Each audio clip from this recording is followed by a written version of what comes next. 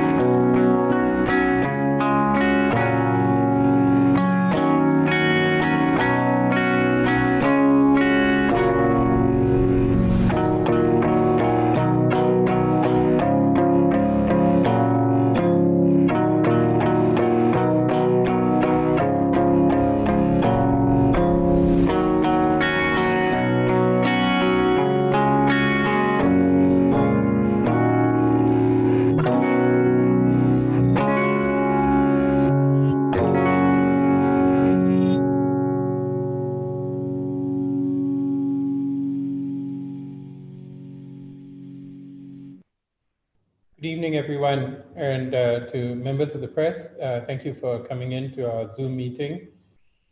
We're here this evening to talk to you about the SDP's campaign for General Election 2020. I know you've got all kinds of questions you want to know about where we buy our flags, where we put up our posters and things like that. But right now, we'd like to focus on issues which we think are important to Singaporeans, and this is what Singaporeans have been telling us as well. Now, again, I'd like to just share a little personal experience with you to kick off this Meet the Press session. As many of you know, I'm an infectious disease physician, and yesterday was a really surreal experience. In the morning, I put on full PPE and walked into a ward full of young men with pneumonia. I was there to meet one of them who my research coordinator had told me was eligible to take part in a clinical trial.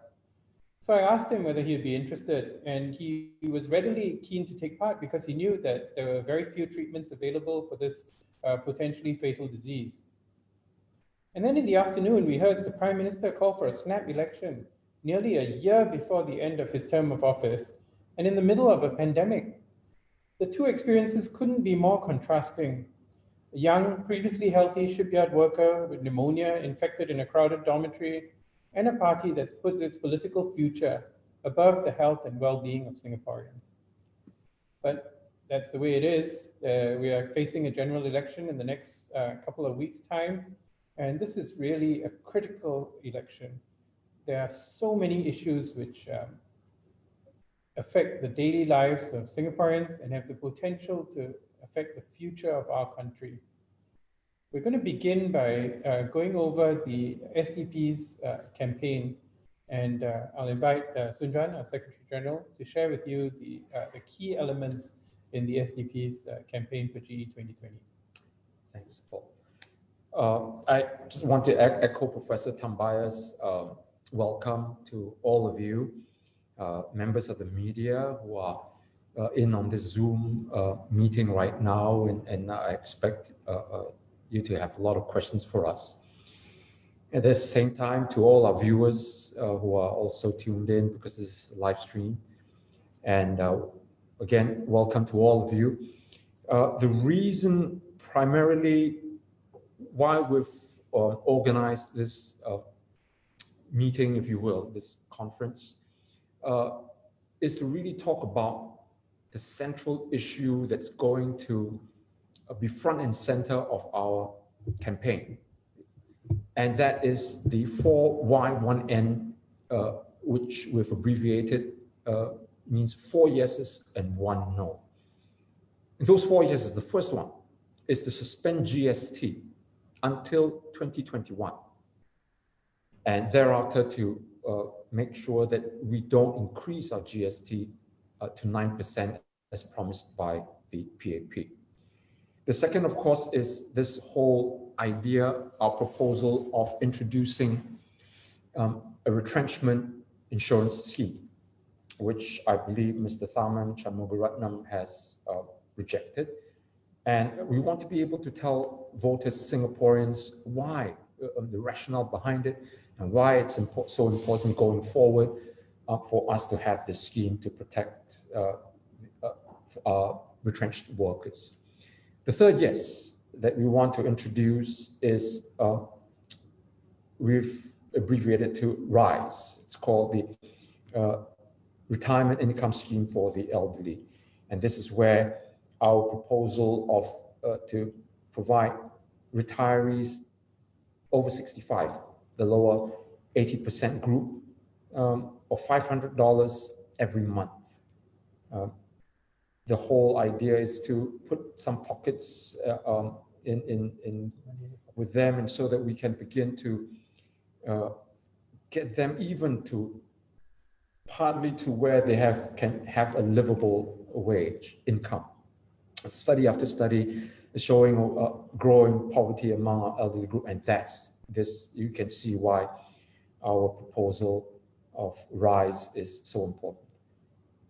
And the fourth yes that we're going to be campaigning on is to ensure that is what Professor Tambyah just said, that we put people first. And it cannot be, it's bizarre that as we just emerged from a lockdown, a few weeks later, here we are right smack in the middle of the elections. And this is all done because the PAP has calculated that it's in their political interest to do so. The interests of the people, the welfare of the people, public safety, well, that comes secondarily. So we're very concerned about that. We want the people to know that the government, the PAP needs to put the people first. We have one no amongst all the four yeses, and this no is to ask voters to categorically tell the PAP, no, that we don't want this jacking up of our population to 10 million, and that was floated, an idea that Mr. Heng Swee Kiat, I think it was last year, that did an interview and broached this idea and cited Mr. Liu Tai Ke, Mr. Chief Planner, I think, URA's Chief Planner when he was still at the URA. And this is something which we want to warn against, that even as we become one of the most densest cities in the world, and with an outbreak of pandemic of this sort, the government has shown sixes and sevens in trying to control this pandemic. Even with a 5.7 million population, just imagine if we double that to 10 million, that would be complete disaster that Singaporeans must pay attention to. So I'm just going to introduce this four yeses and why now, and hand you back over to Professor Tambyah, who's going to host this meeting, and later on we'll come back to take your questions at a later time. So we've already got a few questions coming in, and I'm just going to take them kind of in order. I'm also going to try and spread out the questions. So ideally, one question per journalist.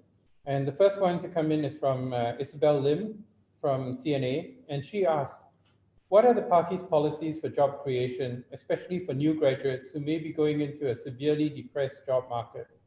Unemployment or retrenchment benefits have been covered, but what about proactive creation of job opportunities? Well, in a few days from now, what we're going to propose is an extension of our retrenchment insurance. And what we want to be able to do is to have the scheme where people, retrenched workers, if they're receiving these benefits, and if they can find 9 other similarly retrenched workers who are on the retrenchment benefit scheme, to come together, and if they can find 10 of them and to propose a viable business plan, then they can apply to the government and have their benefits withdrawn in one lump sum rather than stretched out over a 1.5 year period that we proposed. And when they can actually pool their money together, their funds, and then be able to use a capital for a startup cooperative, that will put them into gainful employment, into doing starting an enterprise. And not only that, I think it'd be good for Singapore if we're making that push and make that serious and genuine effort to restructure our economy. And I think this is one way that we can do it to stimulate innovation, creativity. And these businesses are successful, you can be sure that they're going to generate employment as well. So these are things that we're going to put up. It originated in Italy. It's called the Macora's Law, and it's something that we want to be able to propose and push for, and hopefully, Singaporeans will support this initiative because that's going to be very important as we move ahead and talk about job creation. So I'd like to add to that because, it's the exact details of how this is going to work out. Obviously, it will take time. They'll need some negotiation, and we'll need to get input from entrepreneurs and experts within the field. And here I'd like to put a shameless plug for tomorrow evening's Reddit AMA, at which Alfred, who is a well-known local entrepreneur, and myself will be answering questions on Reddit. But I think philosophically, the big difference is that what the PAP has done with the last 4 budgets is essentially support employers on the idea that the benefits will trickle down to employees and ordinary Singaporeans, or they have just put $600 or $1,000 into everybody's bank account, whether you're a millionaire, billionaire, or somebody who really needs a lot more money to survive on a daily basis. But what we are talking about here is actually retrenchment benefits on an individual basis, putting cash in the pockets of Singaporeans and unleashing their creative talents. And we have no doubt Singaporeans are amongst the world's most creative and talented individuals. I mean, you can see all the memes that have been coming out in the last couple of days. It's just totally amazing what Singaporeans can come up with. And if they had some cash in their pockets and they were able to use that to start their own small businesses, to develop startups, I have no doubt. I totally agree with you. We could probably do even better than the Italians do. Let me just jump in at this point and address this question of job creation. I know Mr. Tharman has is in charge of this National Jobs Council. Look, the PAP has for years been talking about job creation, and as we go along, we find more and Singaporeans getting retrenched, and many of them are turning to driving Grab cars, delivering food. So, and PAP this time around has not spelled out how it's going to do, what it's going to do to create this job. One way, conceivably, right, for the PAP that they can actually talk about job creation, create more jobs, is to bring in 1-2 million more people in Singapore, right? And the burgeoning population size, just you're going to get demand for Grab delivery, Grab drivers. That's, in a way, job creation. But we're not talking about jobs such as this, right? We're talking about meaningful jobs, jobs with a career path for people to embark on, jobs that pay well. And this is where we're very concerned about with a political system that stymies this kind of creativity, innovative spirit that we need in Singapore. And you plus right now the government just soaking up money through taxes and fees and so on from the people. You're not encouraging the building up of an entrepreneurial class. And when you don't have that kind of culture, that kind of spirit, it's going to be very hard for you to create jobs, as I said, that pay well, that are meaningful, that people can find some reward in. I totally agree. I mean, people say that SDP is going after things like freedom of speech, which don't put bread and butter on the table. But the reality is, if you try and control a person's way of thinking, you're not going to give them the ability or the freedom to become an entrepreneur, to do something creative and innovative. Next question is from Cassandra Wong from Yahoo. She asked this question: the SDP kicked off our GE prep early on with the Hong Lim Park rally, walkabouts in August, unveiling the manifesto in September. How badly have your GE plans been derailed by the pandemic? And we actually kicked off the campaign earlier than that. It was in February with the launch at the Mandarin. Let me just delve into this for a little while, and I'd like to drag it back to this 4Y1N campaign, which is the raise on debt for this press conference. But what we did was to kick off the campaign way back in 2019. And we've been going on some of these issues that we've been talking about. And it's very much revolves around the ability of Singaporeans to survive the high cost of living in Singapore, for our retirees, the elderly, to be able to receive a decent income, right? You see all these pictures of old folks going around pushing carts just to collect cardboard. Surely it must impinge upon our conscience and to have a country that pays its ministers hundreds of millions of dollars a year and have all these poor folks, elderly folks, struggling to make ends meet. It's not something that we should aspire to.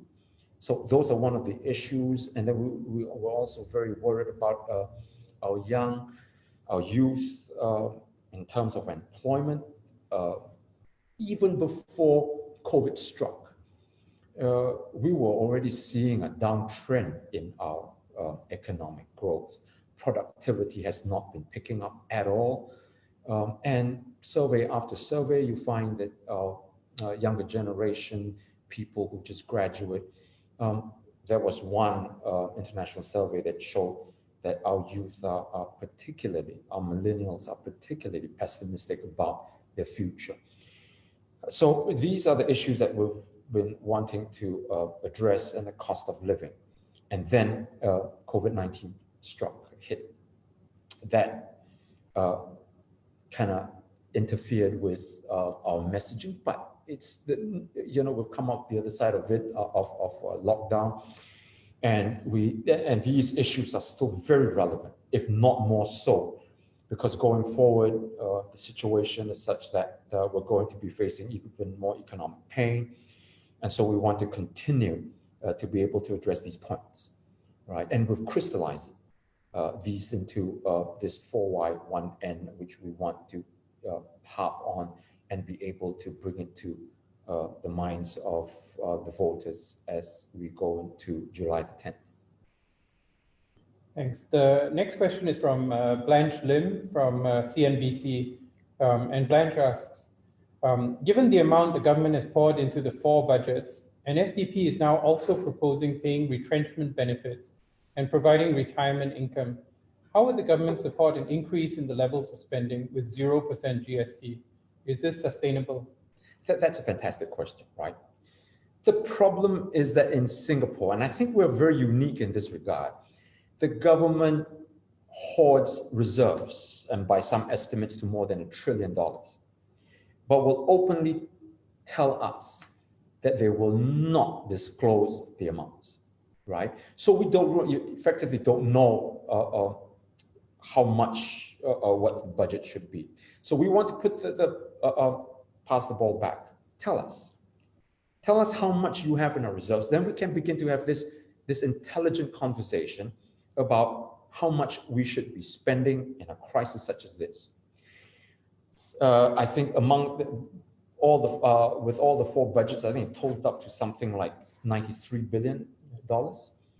you've got to be careful because a large part of this budget goes back into supporting companies and corporations, businesses, right? A huge percentage of which are government-linked companies belonging to Temasek. So effectively, you have the right pocket going to the left, and how are we going to make this whole assessment of how productive is this? How much of this is helping Singaporeans rather than the corporations and bailing them out? That's got to be one question Singaporeans must be asking. And what we've proposed is as what Paul was saying, let's put the money back into the pockets of Singaporeans because that is going to stimulate the economy. People who are receiving, as we said, $500 for an elderly. What do you think they're going to use it for? Fly off to Paris for a vacation? They're going to be using the money to go down to the hawker center, to go down to the groceries, buy maybe that pair of shoes that they've been wanting to do for a long time. Businesses are going to benefit from that, right? And when businesses begin to thrive, that's where I think get back on their feet. I think that's where our economy is going to get back on the right path. So, and if you think about it, for example, our retrenchment benefits insurance scheme that we call Restart. Take, say, a 5% unemployment rate, which I think we're going to go into in the months to come ahead. Our estimate, paying what we're paying out, anyone gets retrenched at this time.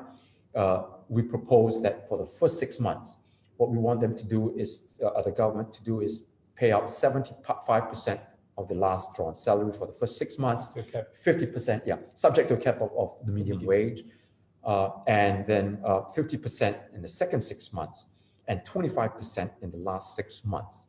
So for 18 months, they get this amount.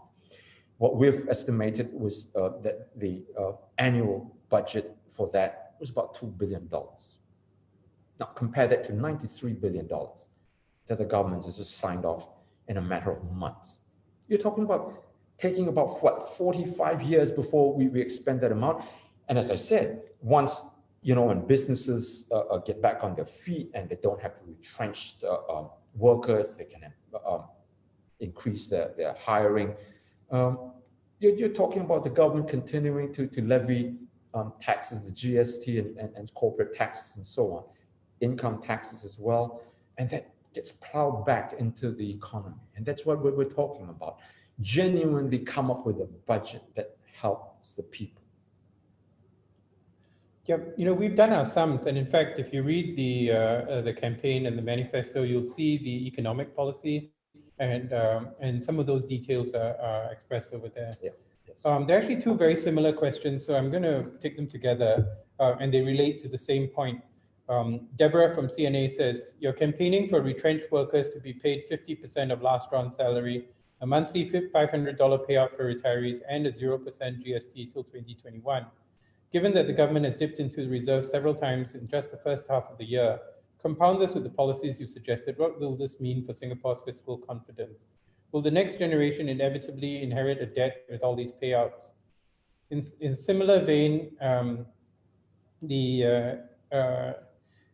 Takashi Nakano from Nikkei is asking this question. How can you secure government revenues if you cut GST to 0% by the end of 2021?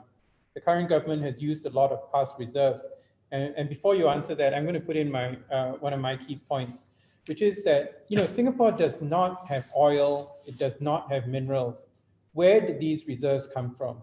The reserves came from the sacrifices of our parents and grandparents. Our parents gave up pensions. Our grandparents gave up the $1 polyclinic, the $5 hospital that we used to have when we had a universal healthcare system with a single payer mechanism. Instead of which now we have this market-driven system in healthcare, to a certain extent in education, and senior citizens have to depend on their children, have to depend on all kinds of sources because there are no more pensions for for people who used to work in the civil service building up our country. So that's where our reserves have come from. It's true, the reserves were set aside for a rainy day. And so that's why it's all the more important for these reserves to be used appropriately in a thoughtful manner that really benefits Singaporeans and not just the employers. So take it away. Sure. You know, we're going to get into Parliament to make a push for these policies. So it's not like it's going to occur immediately after the elections, right? And we're going to make sure that we have this serious debate and have this real rethink of the way our reserves are being deployed. And we're not going to just, hey, let's just add pilot on, right? Whatever the PAP is already proposed, let's have this pylon of the budget. What we're going to do is to have a relook at what it has proposed, right? And what it is going to pay out, and have an examination, scrutinize the budget that they're going to, that they're proposed.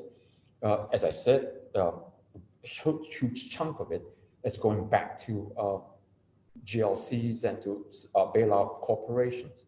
Are those really a wise, productive use of our reserves? If not, shelve it, right? And in its stead, make sure, get the help to where it's really needed, to the retrenched workers, to the elderly, to the average family that are just trying to make ends meet. And I just want to make this segue then into the question about 0% GST. What we're saying is that temporarily remove the GST until end of 2021. The government collects on the average $10 billion in GST every year. And it's been doing it for the last several years already. To get them to suspend the GST for the next 1.5 years is not asking for a lot. And we keep thinking that somehow that we're going to be taking away from the government and then it's going to disappear into thin air. That's not going to happen. When you cut back on the GST, you're going to get people to have just a little bit more confidence in going out and spending. Now you just imagine, right? If you have a situation where somebody is getting even a pay cut or gets retrenched, the one thing that they know they're going to do is to start scrimping and saving. What happens to the businesses, correct? And when businesses begin to falter, they collapse, they retrench, right? And then the deflationary cycle goes very, very wrong very quickly. So what we're saying is make sure that you stimulate the economy, build up consumer confidence, and this is where I think that will help put Singaporeans back on the path. And if you want to then resume the GST to 7% after 2021, let's have another debate on this. And so this is what we're proposing. And I just want to address this mentality that, once you give out these type of funds, the funds somehow escape Singapore, it's not going to plow back the economy. Now that's a fallacy that we've got to dispel.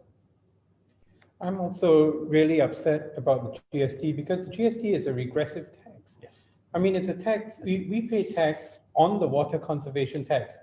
And water is something that we cannot do without. It's an existential question. And to pay tax on a tax on using water, I mean, that completely defies logic. While at the same time, there's no estate duty, there's no duty on capital gains, there's no tax on dividend income, and there's so many other kinds of unearned income which are just simply exempt from tax in Singapore. Even before the COVID pandemic, the system that we were all under, and I'm talking about this international system, was unsustainable. you've heard in the US, some of the presidential candidates were going on about 1%, right? Retaining all the wealth, and this is 1%, and the rest of the 99%. Well, guess what? In Singapore, you have a similar situation where all the finances, the wealth is owned by the top 1% in society. Now, my question is, how sustainable is this? You're getting people already revolting. You look at Brexit, you look at the election of President Trump, things are beginning to fall apart. And economists, I'll tell you, Thomas Piketty, it's just, and all the leading international economists are saying that this cannot go on. So I just want to, again, come back and address this point about, look, let the government continue to levy all these taxes, and then they can squirrel away in Temasek and GIC, and then use it to invest overseas. And here we are, Singaporeans, having to struggle through a very high cost of living, one of the most expensive cities in the world. There must be some semblance of balance and equity, and that's where I think our policies come in to address that issue, both the immediate and the longer term. I totally agree. And next question is from the Straits Times, from Chao Suan. So what is the overarching message priority that SDP wants to send out to voters, and how has this been changed by the pandemic? Why do you think this messaging will matter to Singaporeans? What about working together with other opposition parties? Are the meetings and discussions underway?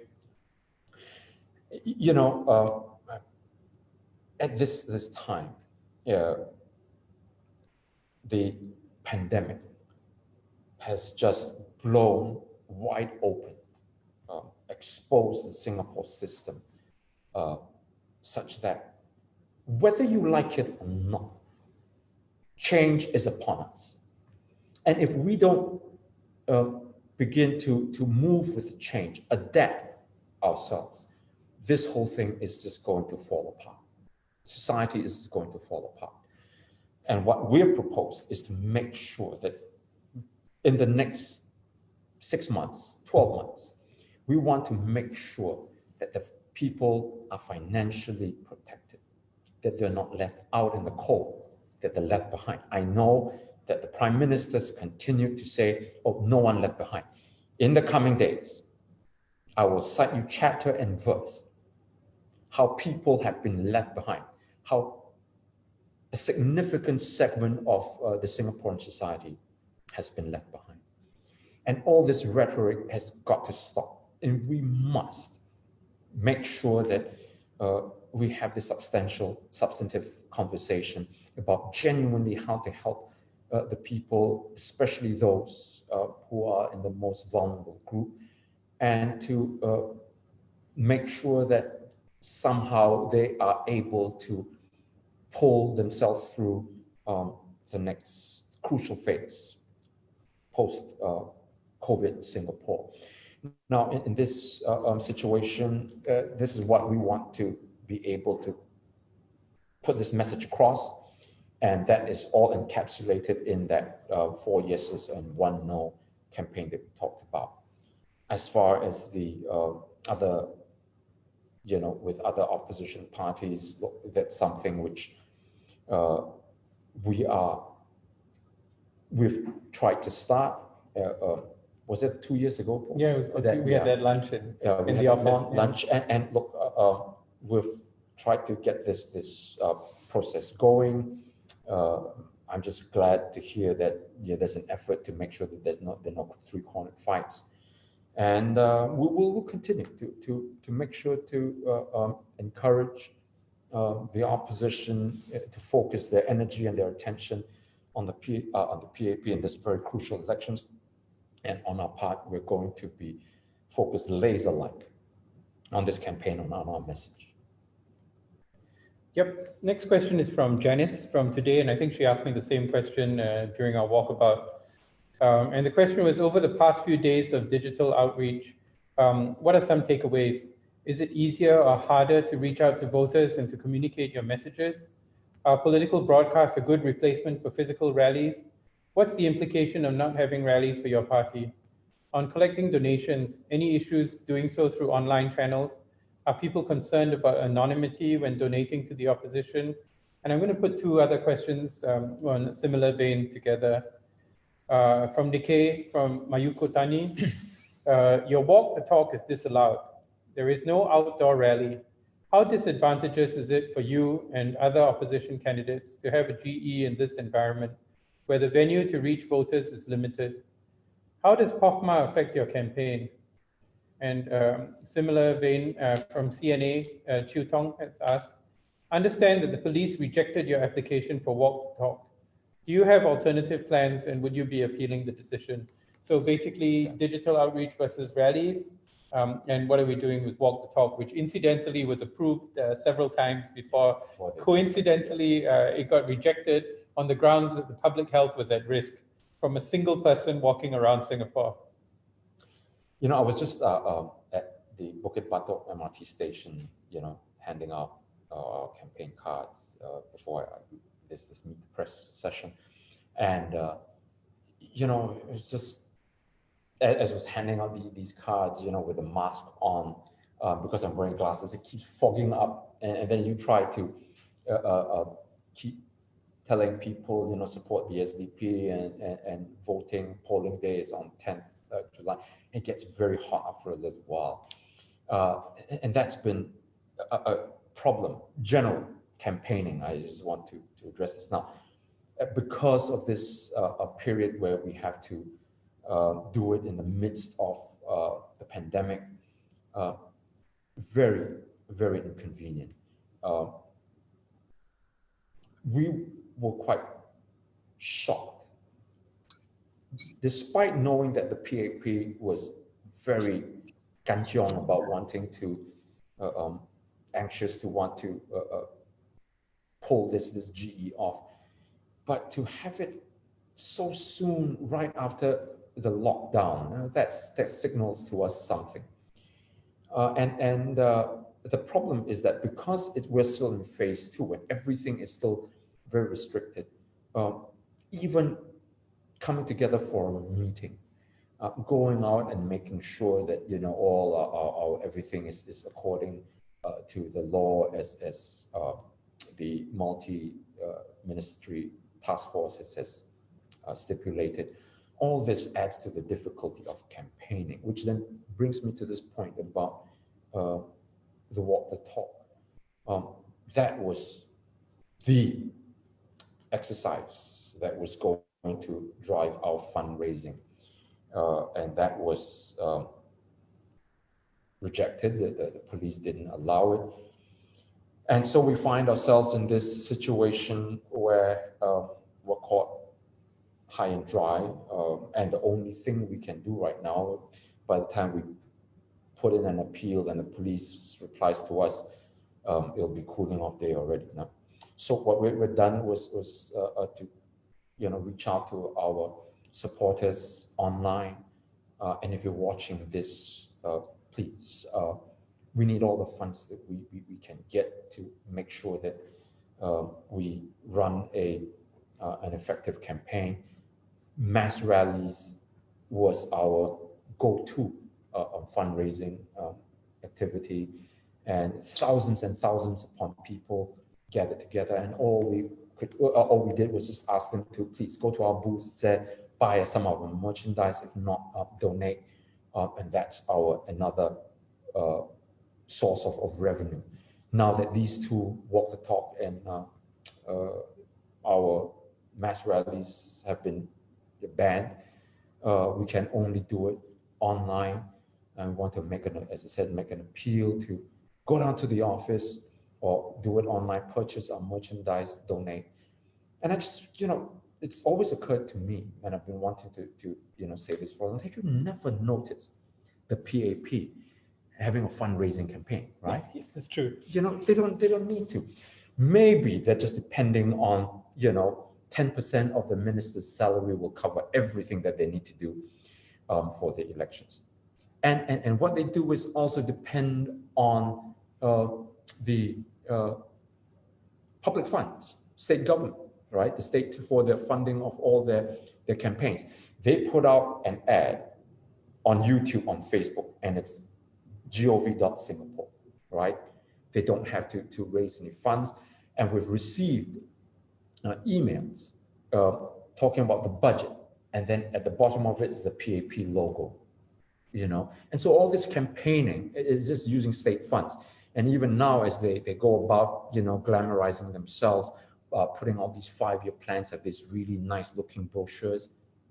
Guess who's paying for it for them? The taxpayers. So we're very concerned about this, and to have even, we're not even talking about parity. Let's be realistic about this. But to even be able to come where we can begin to run an effective campaign, we cannot depend on state funds, the People's Association, and so on and so forth. We only have the people to fall back on, and we hope supporters will come in and contribute generously to our campaign. And I do want to have a shout out to these supporters. They've been doing a tremendous job. I mean, we keep getting these mails and messages. Yes. And people have been contributing $10, $20, $50, and every little bit helps because, as Sun Juan pointed out, we're up against the behemoth of the ruling party and all the resources at their disposal. So the next question is from Ko Xiang Yi from Zapao. And the question is, on your proposal to provide retirement income to retirees over 65, how do you ensure that this is distributed in a more equitable way, given that not all retirees need the government to provide them with a retirement income? Yes, I did not mention this point, that we're talking really about the lower 80% of retirees. The top 20%, I think that they're doing well enough. Well off enough that they can take care of their own retirement. The reason why we figured on this number of the lower 80% is if you look at the matching, I forget the name, the matching CPF where they give the top up, right? Yeah, the top up. You're talking about same, an approximate number of retirees, and that really matches our 80% of lower income elderly retirees. The other thing is that from the last year's household survey, expenditure survey, you have the average household, retiree household, receiving something like $200 to $300 a month of CPF payouts.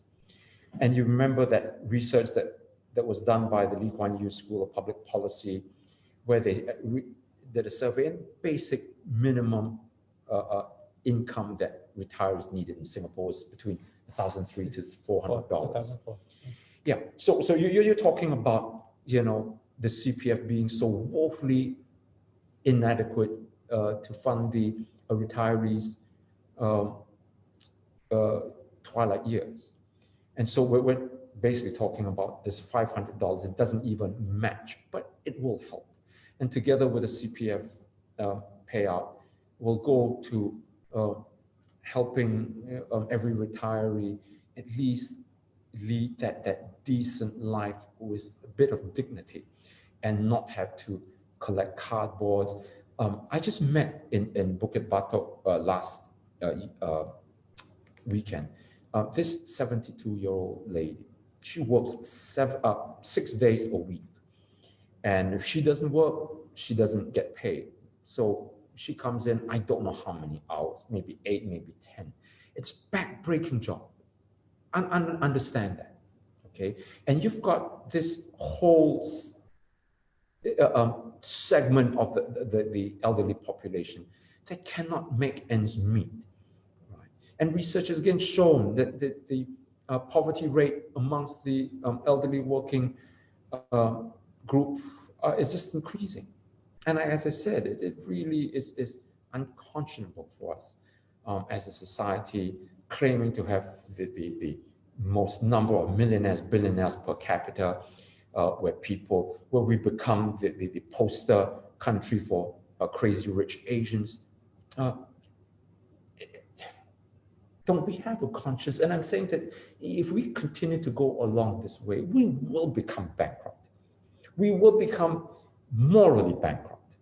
Okay, and when that happens, that has got a huge impact on society, and I can tell you that will come back and haunt us economically. So we're just making sure that, look, we need to have this holistic growth where we take care of our most vulnerable and make sure that we move along and really genuinely leave no one behind. There are a couple of political questions now. First one is from Phil Hymans from Bloomberg News. And he asked this question. He says, when voting day comes, what are the chances the PAP wins this election? And therefore, what exactly is the goal of the opposition 1/3? In that vein, how would you describe the state of the opposition as compared to 5 years ago? Is it in disarray, as some observers say? And there's a similar question, or not quite so bad, but from Shinmin, from Jolene of Shinmin, and she says, I understand SDP will be trying to avoid three-cornered fights. How would SDP handle the situation if another opposition party were to enter an area that SDP has already expressed an interest in? And how would your strategies change if there were to be a three-cornered fight? So two political questions. Bloomberg about what is the state of the opposition, and Shinmin on three-cornered fights. Well, I just wanted to remind participants that, as I said, we invited you to come on this program because we really need to focus on this 4Y1N campaign because it's gotten so little coverage, and because of that, people are just very that they're not informed at all of what we're campaigning about. So we wanted to use this opportunity to make sure that we put this front and center. Nonetheless, let me just address these very quick points very quickly. On the question of what the chances of SDP, the opposition, performing well, I just want to jot everyone's memory again, and that we are campaigning not in a democratic system. Understand this one thing, okay? You have our media still in the hands of the ruling party. Right? And we just mentioned about the funds and so on and so forth. And then now they've introduced POFMA. We can't even go out and conduct small group meetings with the residents to explain to them our policies and so on. And it's completely restricted. So don't compare us with South Korea or Taiwan, or even Malaysia, okay? And these are the restrictions that we are campaigning under. So if the opposition succeeds in getting a few more seats, it's not because we have a democratic system. It's despite us working in a very autocratic system. And that's what we're up against. Now, on the question of whether we're going to work with, three-cornered fights, we don't know of any other situation where there's going to be another party in the constituencies that we are contesting in this time. And so, that's hypothetical that I don't think we need to address at this time. In fact, that's very encouraging. From what we've heard so far, there's no indication that there will be any three-cornered fights. Good. And besides that, the Singapore voters are an educated and informed electorate. So I don't think that's a major issue.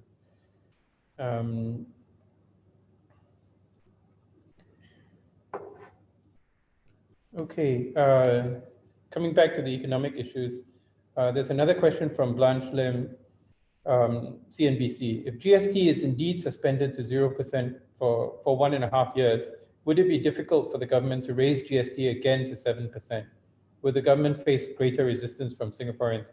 I say I hope so, but let's hear from you. Yeah. What Paul said a little while ago was, it made absolute sense. GST is a regressive tax. But what we've proposed was that, look, for basic foodstuffs, basic needs, school supplies, right?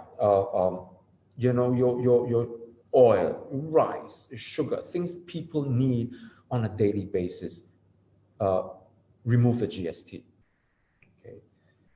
For people who are on the higher end of the economic scale, you want to buy your Rolex watch, you want to buy your Ferrari, knock yourselves out, okay? But let's increase GST for them on those items in there. And let's get some equity, some parity in terms of how the government generates revenue. To have this one tax across the board and to make sure that some of these lower income groups have huge difficulty in surviving, that's not a good solution. That's not a good way to go. So if you're talking about 0% and after 21, we've said already, let it be until at least until 2021. If things begin to build up and we're in Parliament, we will advocate this, all right? Basic necessities, 0 rate, the GST. And for the higher end goods, 10, 15%, you know, and make sure that the government still is able to collect the revenue that it needs to implement some of the programs that it's proposed. And that's not difficult. It's done in countries like Australia, New Zealand, and even in Singapore, the prices are controlled for things such as rice and sugar. That's right. That's right. So we're coming up to the end of the hour. And again, you know, it's really, really hard to avoid all the political questions that people are asking. So I'm going to finish off with two political questions. Firstly, Janice Lim from Today, again, she asked, the SDP traditionally has had a strong web presence. So how are you hoping that this will translate to votes and what must be done? And again, Janice, you know, I told you we have 50,000 views in some of our most successful programs, but there are 1 million people watching mainstream media on TV, at least 1 million every night. And there's another question from the Independent SG from Misaki Tan, who asks, what do you want to say to voters who are afraid to rock the boat? In other words, to vote for the opposition, especially with the current pandemic in mind, and after numerous stimuli provided by the PAP, although it's not provided by the PAP. In times of uncertainty, history has shown that voters are less likely to want changes in terms of the political system. So 2 questions from Janice about our web presence and how we're going to try and overcome some of the restrictions that have been put into this campaign, and from the Independent SG about what do we say to the voter who's afraid of rocking the boat at a time of uncertainty and economic challenge. Yeah, like what Professor Tambyah just said, you know, as many viewers and as followers that we have on our Facebook, for example, my Hokkien video, I took a look at it today again, we had more than 700,000 views. But even then, you're talking about less than half of every night channel. Yeah. And then you have, you know, the ministers coming on channel 8, channel 5, CNA, night after night, month after month, year after year for the last more than half a century. Okay, that does something to the mindset of the Singaporean. And so as much as we were going to try to use online campaigning, it's still an uphill struggle, but nonetheless, that's all we have for us, going for us, and we're going to use that to the best of our ability. I just want to very quickly come back and use this opportunity to address this point, which I wanted to make earlier, but it slipped my mind. If we're talking about a situation where we can begin to conserve in terms of public spending, right? You're talking about the government making plans to build, I don't know what the rationale is, but this Founders Memorial, which is going to go ahead with it, and I think work is supposed to be starting this year. And you know, projects like Jewel, Changi, right, which cost us $1.8 billion or thereabouts. All these wise investments, wise expenditure of public funds.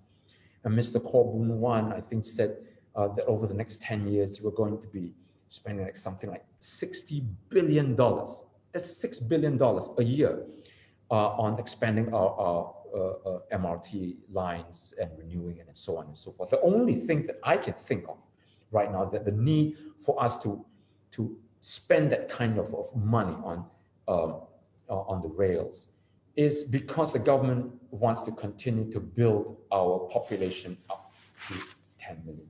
The question is this money being put to good use? I can understand all these projects that, for example, in the US, they're talking about stimulating stimulus packages, building infrastructure, shovel-ready projects. You've got to understand, though, all right, that in the US, the infrastructure is crumbling. Right, your rail networks are in shambles. Bridges are almost collapsing. You've got potholes, roads, and other. So these projects make a lot of sense. But in Singapore, you have to question, right, the usefulness of some of these projects. And this is where I do worry in terms of the wisdom of some of these projects that the government is going to, and then the people will have to pay for it. Understand this one thing. The money is not going to come out from the pockets of your ministers. Let's be clear about this. It's going to come from taxes, and it's going to come from the increase of GST and all the rest of the taxes and fees. So let's be very clear about that and where the money is going to. Now, coming back to this question about rocking the boat. Rocking the boat. This is where I think Singaporeans must understand. All right, your boat is sinking. Right, you don't start paddling. You just remain still, so that you don't rock the boat. It's going to sink. And I can tell you, all this was already happening before COVID-19 hit, and it's going to continue. It's just worsened the situation. And if you want to use the analogy of a boat, we've got to paddle very hard right now to make sure that we get to shore. And this is the one thing that the SDP is putting out and saying, hey, look, we've got this one rope. Okay, let's cast it out to land, and let's pull ourselves in. Otherwise, we're going to sink. So that actually brings us back to this question. We're only fielding 11 candidates in 5 constituencies. How is that going to make a difference? And my take on that is, remember 2011. 2011 was a watershed election. And the voters of Singapore sent a message to the PAP that came through loud and clear. And that was the first time for many of us, at least of my generation and younger, where we could actually see the PAP listening to the people and making substantive changes in terms of education, in terms of MRT, in terms of healthcare, and all of those things happened because the voters of Singapore in 2011 took the opportunity to send the PAP a message. And that is what we are really hoping is going to happen this time around. Do we have time for a couple more questions? Yeah, if you want to. Okay. Yeah, so very last two questions. I know I said that a few minutes ago, but like I said, we depend on you guys in the media to get the message across so that Singaporeans can make an informed choice. From the Zhao Wan Pao, Yun Zhou is asking this question. Given the number of seats the SDP intends to contest at the upcoming GE, it's unlikely to have sufficient numbers to effect change in Parliament. How does SDP see 4 yes, 1 no gaining enough traction for it to be translated into action? And that I kind of hinted at. And from the Asia Times, Niall Bowie asked this question. How would you say the electorate regards the PAP's 4G leadership heading to this election, particularly after the handling of the COVID-19 pandemic? Is there a broad sense of confidence in their ability to manage, or do you see more of an opportunity for the opposition electoral gains than previously? So those are the very two last questions. It's what do what do we hope that the voters will be able to do during this coming election to ensure a better Singapore for all of us? Yeah, let me take you back again to 2011 elections, right? When the PAP lost one GRC, you looked at the way that it reacted. Okay, ministers started to even cut back on salaries. A couple of ministers had to step down, and its reaction was very different from when it started to get its vote share up to 70% in 2015 GE. I'm going to be talking a lot more about this in during my speeches in the 9 days of campaigning. So please tune in. All right, but for now, let me just very quickly signal to voters.